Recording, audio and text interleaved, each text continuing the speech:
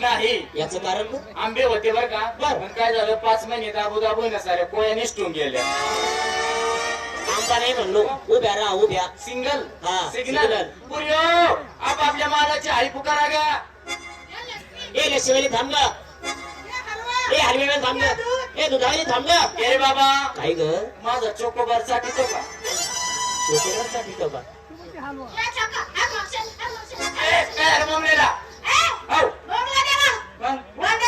काय झालं काय